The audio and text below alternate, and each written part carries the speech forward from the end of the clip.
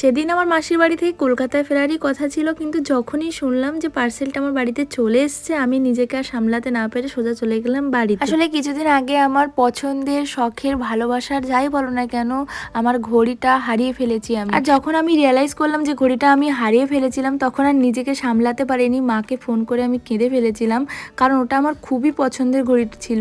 প্রথম টাকা জমিয়ে আমি ওই ঘড়িটা কিনেছিলাম, ওটা একটা টাইম এক্সের ঘড়ি ছিল, আর ওটা 3 বছর আমি পুরো টানা হাতে দিয়েছি, তাও সুন্দর চলছিল। আমি একদমই এক্সপেক্ট করিনি যে ঘড়িটা আমার ওইভাবে হারিয়ে যাবে। আমার তো অনেক মন খারাপ ছিল এই ঘড়িটার জন্য, এখনো ভাবলেও আমার মনটা খারাপ হয়ে যায়। আর কয়েকদিন থেকেই ভাবছিলাম আমি একটা রোজ গোল্ড কালারের ঘড়ি নেব, যেহেতু আমি একটা ঘড়ি সবসময় পরি, তাই ভাবলাম দুটো অল্টারনেট করে পরা যাবে। তো ঠিক তারপরেই হারিয়ে গেল। আর কেন জানি না আমার কি মনে হলো, যেহেতু ওই ঘড়িটা আমার এখন হারিয়ে গেছে তাই আমি আর ওই কালারটা নিলাম না। জানি ঘড়িটা হয়তো আর পাবো না, তাও মনের মধ্যে কোথাও একটা সুপ্ত আশা যদি ঘড়িটা পেয়ে যাই, তাই আর ওই কালারটা এখন নিলাম না।